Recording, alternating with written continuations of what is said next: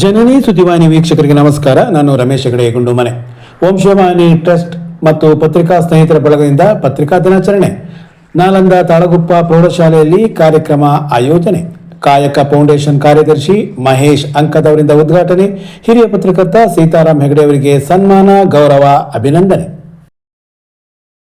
ಮಲೆನಾಡ ಮಣ್ಣಿನ ಗುಣವೇ ಪ್ರತಿಭಾವಂತರನ್ನ ನೀಡುವ ಶಕ್ತಿಯುಳ್ಳದ್ದು ಎಂದು ಬೆಂಗಳೂರು ಕಾಯಕ ಫೌಂಡೇಶನ್ ಕಾರ್ಯದರ್ಶಿ ಮಹೇಶ್ ಅಂಕದ್ ತಾಳಗುಪ್ಪ ಹೇಳಿದರು. ವಂಶವಾಹಿನಿ ಟ್ರಸ್ಟ್ ಮತ್ತು ಪತ್ರಿಕಾ ಸ್ನೇಹಿತರ ಬಳಗ ಹಾಗೂ ತಾಳಗುಪ್ಪದ ನಾಲಂದ ಪ್ರೌಢಶಾಲೆ ಸಂಯುಕ್ತವಾಗಿ ಏರ್ಪಡಿಸಿದ್ದ ಪತ್ರಿಕಾ ದಿನಾಚರಣೆ ಮತ್ತು ನಿವೃತ್ತ ಸ್ಥಾನಿಕ ಸಂಪಾದಕ ಸೀತಾರಾಮ್ ಹೆಗಡೆ ಮಳವಳ್ಳಿ ಅವರ ಸನ್ಮಾನ ಕಾರ್ಯಕ್ರಮ ಉದ್ಘಾಟಿಸಿ ಅವರು ಮಾತನಾಡುತ್ತಿದ್ದರು. ಬೇರೆ ಬೇರೆ ಕ್ಷೇತ್ರದಂತೆ ಸಾಹಿತ್ಯ ಕ್ಷೇತ್ರದಲ್ಲೂ ಮಲೆನಾಡಿಗರ ಕೃಷಿ ಅತ್ಯಂತ ಉತ್ಕೃಷ್ಟವಾದದ್ದು ಎಂದ ಅವರು, ಪತ್ರಿಕೆಗಳು ನಮ್ಮ ಜ್ಞಾನದ ವೃದ್ಧಿಯ ಕಾರಣ ಎಂಬುದನ್ನು ಮರೆಯದೆ ಪತ್ರಿಕೆಗಳನ್ನು ಓದುವಂತಾಗಬೇಕು ಎಂದು ಹೇಳಿದರು. ಸನ್ಮಾನ ಸ್ವೀಕರಿಸಿದ ಹಿರಿಯ ಪತ್ರಕರ್ತ ಸೀತಾರಾಮ್ ಹೆಗಡೆ ಮಾತನಾಡಿ, ಕನ್ನಡ ಭಾಷೆ ಸ್ಪಷ್ಟವಾಗಿ ಕಲಿಯದೆ ಕನ್ನಡಿಗನೊಬ್ಬ ಯಾವ ಭಾಷೆ ಕಲಿತರೂ ಅದಕ್ಕೆ ಮೌಲ್ಯವಿಲ್ಲ. ಇಂಗ್ಲಿಷ್ ಕಲಿಕೆಯ ಭ್ರಮೆಯಲ್ಲಿರುವ ಇಂದಿನ ವಿದ್ಯಾರ್ಥಿಗಳು ಕನ್ನಡವನ್ನು ಸ್ಪಷ್ಟವಾಗಿ ಕಲಿಯಬೇಕು. ಸ್ಪಷ್ಟ ಓದು ಮತ್ತು ಬರಹಕ್ಕೆ ಮೂಲವಾದದ್ದು ಪತ್ರಿಕೆಯ ಓದು ಎಂದು ಅಭಿಪ್ರಾಯ ವ್ಯಕ್ತಪಡಿಸಿದರು. ಪತ್ರಿಕೆ ಓದು ಮತ್ತು ಅರಿವು ಕುರಿತು ಉಪನ್ಯಾಸ ನೀಡಿದ ಯುವ ಸಾಹಿತಿ ಸುಜನ್ ಗಣೇಶ್ ಹೆಗಡೆ, ಅನುಭವದ ಅರಿವು ಬದುಕಿಗೆ ಗಟ್ಟಿತನವನ್ನು ನೀಡಿದರೆ ಓದಿನ ಅರಿವು ಪ್ರಬುದ್ಧತೆಯನ್ನು, ಪಕ್ವತೆಯನ್ನು ರೂಢಿಸುತ್ತದೆ.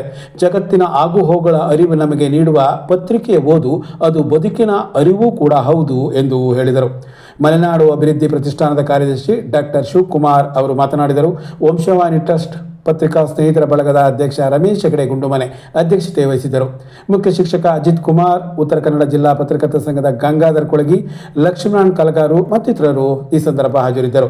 ಇದೇ ವೇಳೆ 100% ಫಲಿತಾಂಶ ಪಡೆದ ನಾಲಂದ ಪ್ರೌಢಶಾಲೆ ಶಿಕ್ಷಕರನ್ನು ಸನ್ಮಾನಿಸಲಾಯಿತು.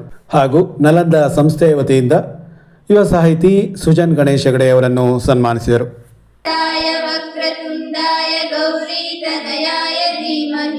ಗಜೇಶಾನಾಯ ಬಾಲಚಂದ್ರಾಯ ಶ್ರೀ ಗಣೇಶಾಯ ಧೀಮಹಿ. ಮಣ್ಣಿನ ಗುಣ ನಮ್ಮ ಮಲೆನಾಡ ಪ್ರತಿಭಾವಂತರು ಪತ್ರಕರ್ತರಿಗೆ ಹೋಲಿಸಿದ್ರು ಅದನ್ನೇ ಹೇಳ್ಬೋದು. ಅಂಥ ಒಂದು ಗುಣ, ಅಂಥ ಒಂದು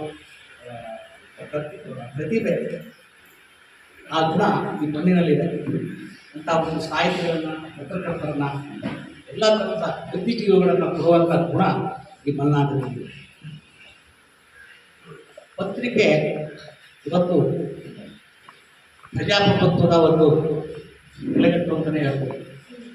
ಪ್ರಜಾಪ್ರಭುತ್ವ, ಒಂದು ದೇಶದಲ್ಲಿ ಪ್ರಜಾಪ್ರಭುತ್ವ ಸರಿಯಾಗಿ ಇರಬೇಕು ಅಂತಂದರೆ, ಸರಿಯಾದ ರೀತಿಯಲ್ಲಿ ಇರಬೇಕು ಅಂತ ಅದಕ್ಕೆ ಪತ್ರಿಕೆಯ ಒಂದು ಮಹತ್ವ ಭಾಳ ಇರುತ್ತೆ. ಇಂಥ ಪತ್ರಕರ್ತರನ್ನು ಈ ಮಂಗ ಕೊಟ್ಟಿದೆ. ಇಂಗ್ಲೀಷ್ ವಿದ್ಯಾಭ್ಯಾಸ ನಿಮ್ಮ ಎಜುಕೇಷನ್ನಲ್ಲಿ ಪ್ರಮುಖವಾಗಿದೆ. ಆನಂತರದಲ್ಲೇ ನೀವು ಅದನ್ನೇ ನೀವು ಇಷ್ಟು ತನಕ ಮಾತಾಡಿದ್ರೆ ಇಂಗ್ಲೀಷ್ನಲ್ಲೇ ನೀವು ಅದನ್ನು ಕನ್ನಡದಲ್ಲಿ ಹೇಳೋದು ಅಷ್ಟೇ ನಿಮ್ಮ ಓದುವ ಅಭ್ಯಾಸ. ಓದಿ ಕಲೆ ಕಾದಂಬರಿಗಳನ್ನು ಓದಿ, ಕನ್ನಡದ ಸಾಹಿತ್ಯಗಳನ್ನು ಪರಿಚಯ ಮಾಡಿ.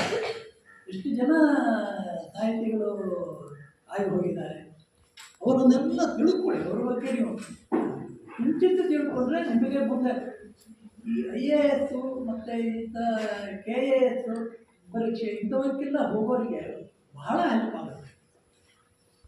ಇದೇ ಶಾಲೆಯಲ್ಲಿ ಓದೋರು ಅಂತೇಳಿ ಹೆಡ್ಮಾಸ್ಟರ್ ಇನ್ಮೇಲೆ ಒಂದು ಪುಸ್ತಕ ಮಾಡ್ಕೊಳ್ಳಿ, ನೀವು ಓದಿದ ಯಾವ ಬ್ಯಾಚು ಏನು ಇರ್ತಂತ ಇವರ ವಿವರಗಳು ಇರಲಿ. ಅದೆಲ್ಲ ಮುಂದೆ ನಾವು ಮುದ್ರಣ ಮಾಡುವಂಥ ಸಂದರ್ಭ ಬರುತ್ತೆ. ಅದನ್ನು ಇಟ್ಕೊಳ್ಳೋಣ, ಅದೊಂದು ಪರ್ಮನೆಂಟ್ ಡಾಕ್ಯುಮೆಂಟ್ ಆಗಿ ಇಲ್ಲಿ ಓದೋದು.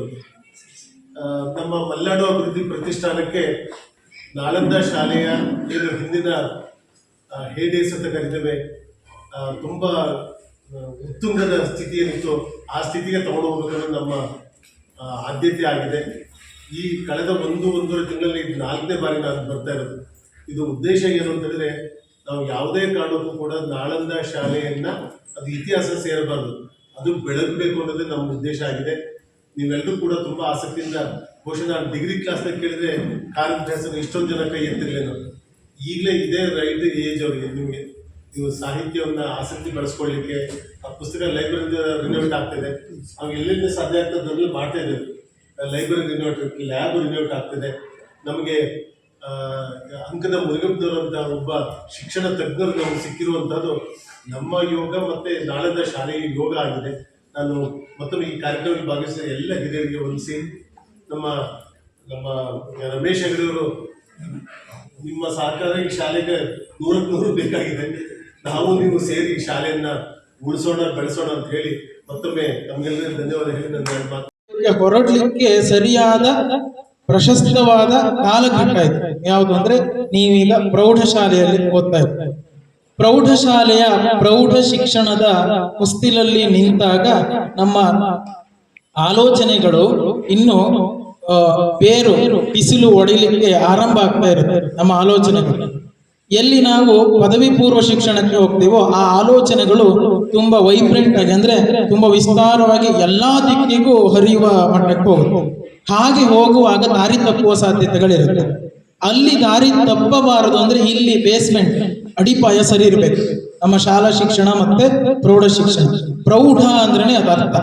ಪ್ರೌಢ ಅನ್ನೋದು, ಪ್ರೌಢಾವಸ್ಥೆ ಅನ್ನೋದು, ಪ್ರೌಢ ಅನ್ನೋದಕ್ಕಿರೋ ಅರ್ಥವೇ ಅದು. ಅದು ತಿಳುವಳಿಕೆಯ ಸಾಂದ್ರತೆಯನ್ನ ಅರಿಯಬಹುದಾದ ಒಂದು ಹೆಜ್ಜೆ.